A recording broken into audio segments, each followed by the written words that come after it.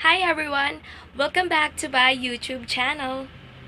I'm Patricia Aguilar, and today I will be giving and teaching a very interesting information about fruits and vegetables. So, if you're wondering what is the difference of fruits from vegetables, it's simply that fruits are the sweet and fleshy products from trees that contains seeds, while vegetables are typically as a accompaniment for meats and fish. Fruits are pulpy in character. In fact, it covers a wide and a heterogeneous group of plants or products including cereals, oilseeds, pulses, spices, and fleshy fruits. Fruits has three classifications. The first one, the first one is simple fruits. Simple fruits are the fruits that develop in one flower. It has three types. The first one is the drupes. Drupes is a fruit that encased in a pit. An example of drupes is cherries and peaches. The next one is the pomace. Pomace is a fruit that has seeds contained in a central core. An example of pomace is apples and pears. The third one is the citrus fruits or citric fruits. These are the orange, grapefruits, lemons, and the calamansi. The next classification is what we call the aggregate fruits. Aggregate fruits are the fruits that develop in one flower, form several ovaries, and develop in a one flower. An example of aggregate fruits is atties and strawberries. The third one, we have the multiple or collective fruits. Multiple or collective fruits are the fruits developed in a cluster of flowers. An example of multiple fruits or collective fruits is the pineapple and the jackfruits. Fruits are experienced changes during ripening. Knowledge of ripening process of fruits is essential because most of fruits are good only when ripe. In this time, let me share and teach the several important changes occur during ripening. The first one is fruits are developed in full size. The second one, the pulpy edible tissue that surrounds the seeds becomes soft and tender. The third one, color changes. Fourth, the starch contents changes to sugar, giving a mild sweet flavor. And the last one, the full characteristics aroma of the fruits develop. And now we will be proceeding to the changes during the changes or the storage of fruits.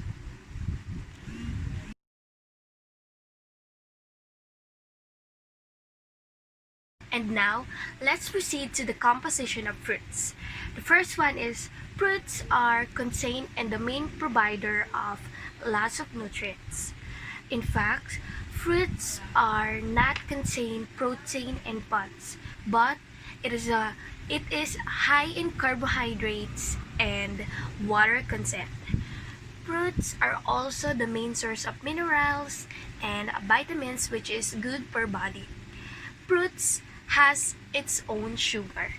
Sugar has three classifications: the fructose, glucose, and sucrose, that has mainly contribute to the flavor of every fruits.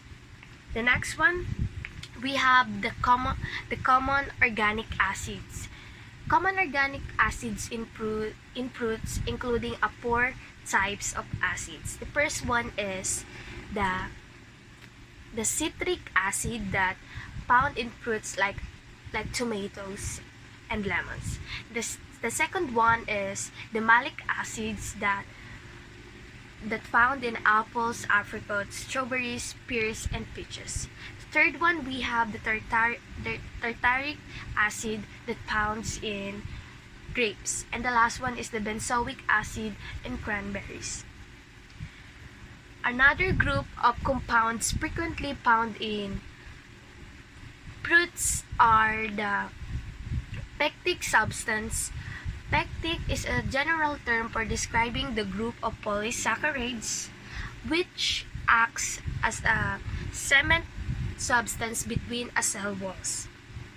Next, we have the phenolic compounds that found in fruits like bananas, apples, grapes, pears, peaches, and strawberries.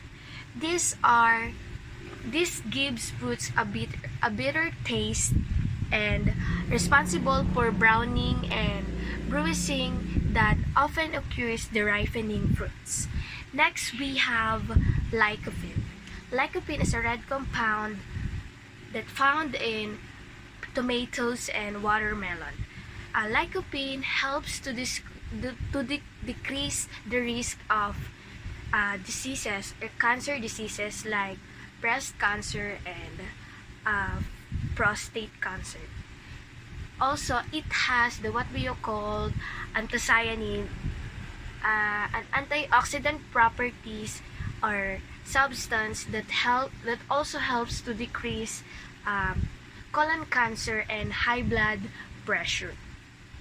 Next, we have what we call the bulk or indigestible dietary fiber, which also helps to decrease very dangerous diseases. Next, we have the tartness. It sharpens due to the acid content, meaning fruits is related in farts to the acidic content. We are done to discuss the composition of fruits, and now we have the storing of fruits. But how we place or how we apply the storage time for different or the variety of fruits. Fruits is differ in the respiration rates, meaning the rates of carbon dioxide created from a given amount of produce over a certain of time. In fruits, we have a two selected classification, or either a classification, the climacteric and the non-climacteric. When we say climacteric, these are the fruits continuous ripening after it harvest. But the next one is the non-climacteric. Most of fruits and vegetables are considered as a non-climacteric that continue to respire. I will show a table of climacteric and non-climacteric fruits. This one. Yeah. Next, fruits has a requirement for storage time, including cherries, guavas, and pineapple. In cherries, it should place in a single layer between paper towels, placed in plastic bag, and refrigerated. Next, in citrus fruits, it should be stored at cool temperature for about 60 to 70 degree Fahrenheit or 16 to 21 degree Celsius. When it comes to pineapple, especially uncut ripe pineapple should be kept in room temperature for 3 days. And the last one for guavas, if guavas is ripened, you should store it in a refrigerator for 1 to 3 days. Now we will be proceeding to the changes during heating. Fruits becomes more brilliant as color becomes brilliant during ripening. It is because the chlorophyll breaks down and exposes to underlying pigments. Subsequent changes in fruits also result the changes in pH or the reaction with metal salt or ethyl gas. And sugar may be added to fruits before it cooks to replace its sweetness. This also helps fruits to maintain its firmness and shapes. Fruits are often heated in a syrupy solution greater than not greater than 15%. When the sugar enters the cell as water leaves, it makes the fruits more flavorful. Next up, the fields of lemons, orange, or limes serves as the reservoir. These are the serves as the reservoir for the potent aromatic oils. Next, the colorful out layer are considered as citrus fruits. Colorful out layer fruits is known as zest. Zest is more flavorful than fruit juice. Zest is not an entire peel, but the outermost brightened color layer about with the white peel. Zest can be removed in three ways. The first one, by using zester, by filling it using a small hole in a grater, or cutting it using a sharp paring knife. And now we will be proceeding to my favorite part, which is the types of fruit spreads. So, for those who love to make spreads, here are the most common fruit spreads using every day. The first one is preserve. Preserves are made from whole fruit, halves, and chunks. The next one is jams. Jams is made from ground or mashed whole fruit that cooked. The third one is the conserve. Conserve are the mixture of fruits, usually citrus fruits, but there are person limited or put a one citrus fruit in this type of spread. This conserves commonly combined with nuts and raisins. The third one is the jellies. Jellies are made from juice of cooked fruit and added sugar and pectin. There's a trivia that for clear jelly, the fruit juice must strained first. Next, we have the marmalades. Marmalades are made from contained juice with sliced fruits and rind or fill, especially a citrus fruits. And the last one, we have what we call the butters. Butters are the thick and smooth preserves made from seeds and the long cooked fruits and less sweet jams and jellies. Fruit spreads has different ingredients. Fruit spreads gel made with the pectin molecules bond to each other and create a mesh link network. The first ingredient is pectin. With pectin, it makes fruit spread gels. Why? Pectin is naturally found in fruits. If fruits does not have a sufficient pectin, you must added commercial pectin. It can be added either powdered or liquid. The next ingredient is sugar.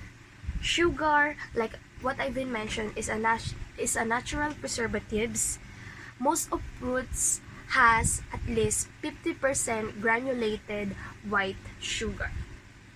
When sugar is osmotically remove or pulls water from cells, microorganisms should die, and sugar also helps to maintain the firmness of fruits, maintain its flavor or contributes to its flavor, add calories and gelling possible. The next one we have acid. When we say acid, it provides both flavor and gel formation to the fruits. We have what we call the hydrogen ions that needed to neutralize the negative charges that cause pectin molecules in water to repel each other. And the last one we have fruits. A fruit. Fruit is varying amount of pectin and acid. Some fruits is suited for making spreads than other. Yes, it is suited for making spreads. Go. We are done with the fruit spreads. Let's have notes about veggies. Vegetables is refers to any plant but which parts are used as food. In practice, vegetable is the edible part of the plant that serves as the accompanying for the main course of the meal. One method of classifying vegetable is to define it by the parts of the plant from which it originated. And for today, I have a figure here that define the define the different vegetables that we have, starting with the flowers up to the roots. Let's start it with the roots. Roots are the root crops that grows single root and bores down into the soil. Root crops or roots, one root can produce one plant. What are the examples of fruits? We have here a picture that shows the examples of root vegetables. The first one we have the turnip, white radish, red radish, malanga in Tagalog, or the arrowroot, carrots, and a beetroot. But the most or the popular vegetables are and the most common vegetables that we have here according to this classification is the carrots and the white radish. Next, we have what we call the tubers. Tubers, these are the enlarged stem that found in the underground. Tubers contains more starch than roots. One tuber can produce several tubers. So what are the examples of tubers? Here are the examples of tubers. The first one we have the Jerusalem artichoke, followed by the potatoes. Next we have the yam, what we call the yam, ginger roots, and the last one we have the artichoke. Again, one of the popular or the common vegetables we have here is potatoes. But the rest of the vegetables here in tubers are what we call in Tagalog, madalang. Madalang silang madiscover here in the Philippines. The next one we have stems. We all know that stems are the edible stalks and serves as the main part of the vegetables. If you wonder what is the examples of stems, we have here the celery, fennel, asparagus, and artichoke.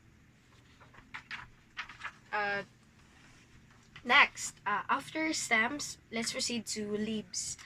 Leaves are the vegetables that better to eat through salad. What are the examples of leaves? We have lettuce, what we call the watercress, cabbage, the mustard green, and parsley.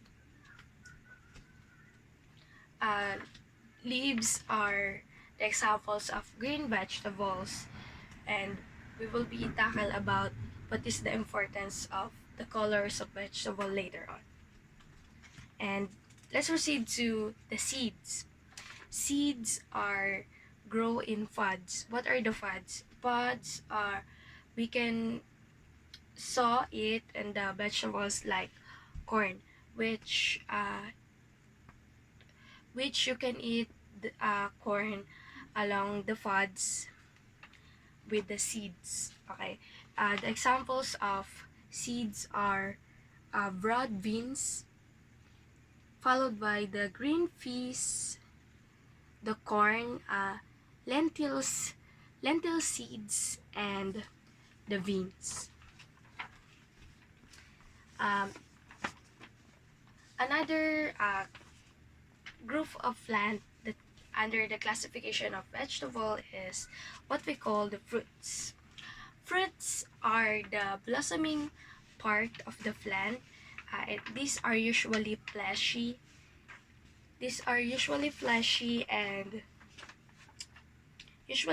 And also contain seeds. I have here the pictures of a variety of fruits, but what I've pertaining fruits is here is the avocado. This one, the I don't know if they call it also a coconut, but it is a vegetable. Yeah. Avocado and this one, and the rest that are the fruits. Then next, in addition, we have what we call the flowers. An example of flowers are cauliflower. We have the cauliflower. Another one is the broccoli rave, broccoli, and the gaaano. And now we are done with the classification of fruits. Again, we have roots, stems, tubers, bulbs, seeds, flowers. And we will be moving to the plant pigments. The topic about vegetables will not be complete without plant pigments. Plant pigments, vegetables are clothed in the colors of the rainbows. So these brighten meal, brighten meal that would otherwise look bland, that with only meat, dairy products, grains, and bread on the table. The selection of fruits and vegetables is often based upon the way this look and color is an important attribute for the meal's appearance. Plant pigments falls into three major groups. We have the carotenoids, chlorophylls, and flavonoids. But first, what is carotenoids? Carotenoids is also known as the alpha, beta, and gamma carotenoids. These are, along with lycopenes and xanthophylls, account for most what we call the yellow-orange or the carotene. Next, the red color that found in fruits and vegetables, red-orange that found in fruits and vegetable, and red-orange in lycopene, which is found in tomato. Uh, the sun the centrophil that classifies the yellow pigment, lutein and zeaxanthin. Yan. Again, in carotenoid, heat affects the color of vegetables, most likely because it modifies the pigment's chemical structure. Uh, in addition, exposure to oxygen will cause oxidation. Exposure to oxygen will cause oxidation of pigments as a result of loss of color. And I have here a figure that classes the pigments. We have the carotenoids, chlorophyll, and the flavonoids. An example of vegetables that under the carotenoids are carrots, orange, peaches, pineapples, pink grapefruits, red and yellow peppers, tomatoes, watermelons, and winter squashes. And let's proceed to chlorophyll. Chlorophyll is the pigment that responsible for the green color of vegetable. Again, chlorophyll is the pigment that responsible for the green color of vegetables. It also make possible for essential process of photosynthesis. We all know that leaves capture the sun's light to to convert carbon dioxide in water to carbohydrates. Again, sunlight, captures sunlight's energy to convert carbon dioxide and water into carbohydrates. And chlorophyll has two subcontents. We have the chlorophyll A, which is the blue-green pigment, chlorophyll B, the green pigment. And then examples of vegetables under the chlorophyll is broccoli, green cabbage, lettuce, kale, and spinach. And last major group, we have flavonoids. Flavonoids, these are the pigments including three sub-pigments. We have the anthocyanin or the red-blue pigments, and ancosatin,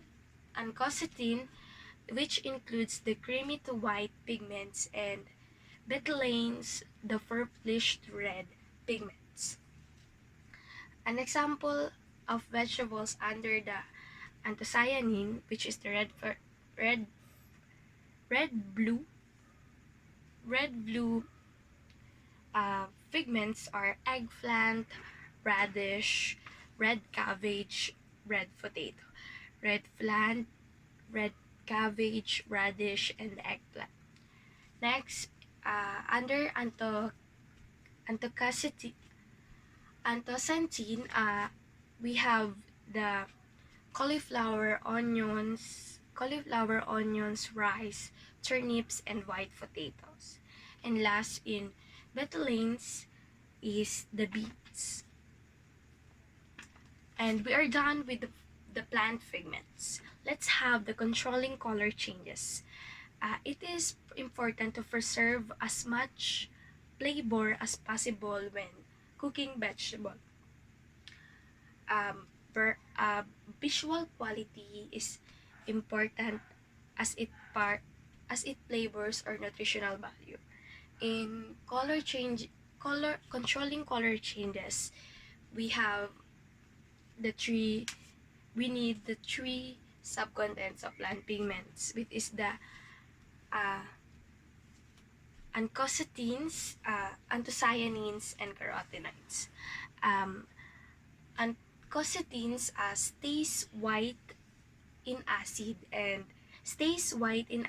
and turn yellow in water. To keep I have a trivia. To keep vegetables like cauliflower remain its color, which is white, you may add a little lemon juice or cream of tartar when you cooking it using water. Covering another one, the covering the pot also keep covering a pot also keep acids in. And third one, cooking for the short time, especially in steamer, helps to maintain color. Again, cooking in a short time, especially in steamer, helps to maintain the color. Overcooking or holding too long in steam can turn vegetable into dull yellow or gray color. Next, we have the how anthocyanin works in controlling color changes. Anthocyanin reacts very strongly acids to anthocyanin reacts very strongly acids and alkalis. Acids turns anthocyanin to brighter red, and alkalis turn acids to the brighter blue or green. Use short cooking method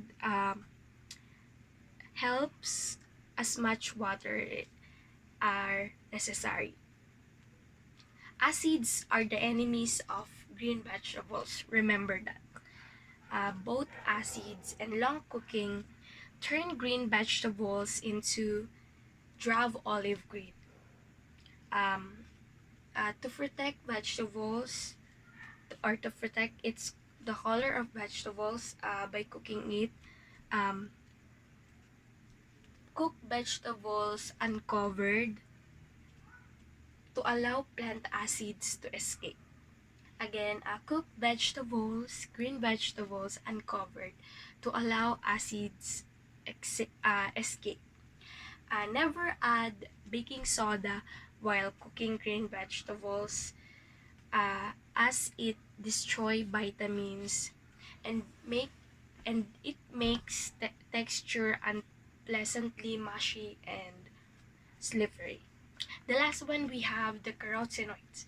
Carotenoids is a stable pigments. Why? This affect this little affected by acids and alkalis. However, long cooking makes color too dull. Short cooking not only prevent dulling, but also preserving its vitamins and its flavor.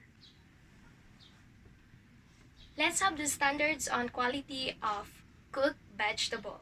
The first one is color. Vegetable must maintain its bright natural color. For example, green vegetable should be fresh, bright green, and not olive green. The next one is what we call the appearance on plate or AOP. Vegetable must cut neatly and uniformly. Vegetable should be crisp, tender, not overcooked, not mushy, but not tough or woody either. Vegetable should be intended to be smooth like tomatoes, potatoes, and other vegetables. It should be cooked pleasantly and has smooth texture. The fourth one is flavor. Vegetable has its full natural flavor and sweetness, and sometimes called the garden fresh flavor. Strong flavored vegetables should be pleasantly mild, with no odor or with no off flavors or bitterness. The next is seasonings. Vegetables should be lightly and appropriate seasoned. Seasoning should not be strong and must not mask the garden fresh flavor or not cover up. Next is sauces. Buttered and seasoned sauces should not be used heavily. Vegetables should not be greasy.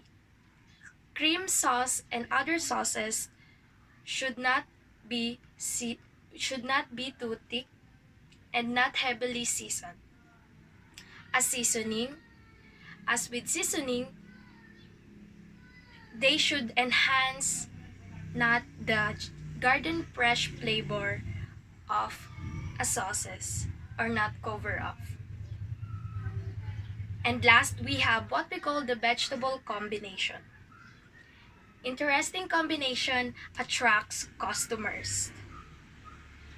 Flavors, colors, shapes should pleasing combinations. Vegetable must cook separately and then combine to allow different cooking times and texture. Acid vegetables like tomatoes added to green vegetable will discolor them and combine just before the service time. And last, let's proceed to the storing of vegetable.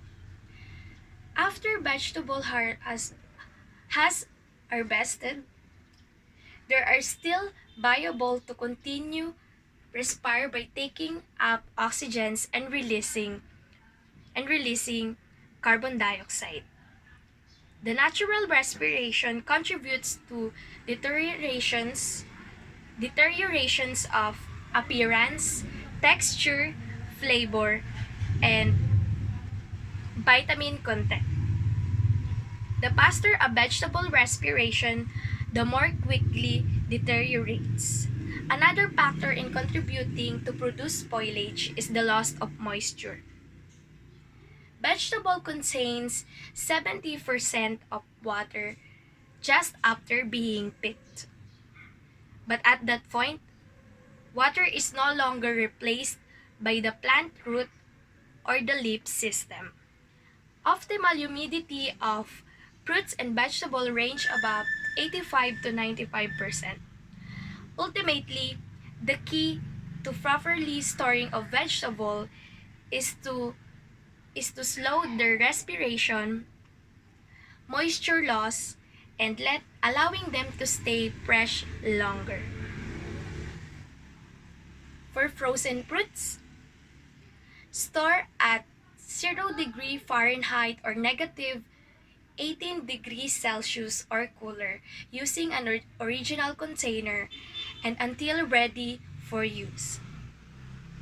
Do not refreeze thawed vegetables to maintain the quality to be greatly reduced. For dried vegetable, store in cool less than 75 degrees Fahrenheit or 24 degrees Celsius dry and well ventilated place. Keep well from sunlight and off the floor. And last, for canned goods, keep in cool, dry place and keep out from sunlight and off the floor. Discard every cans that shows any kind or signs of damage or spoilage, including swollen, badly dented, rusted cans, and when doubt, throw it out. That's all, guys. I hope you enjoy the learning. I hope you enjoy and get some learning from this video. Thank you for continuing subscribing in this channel. I hope you enjoy it. See you on my next video.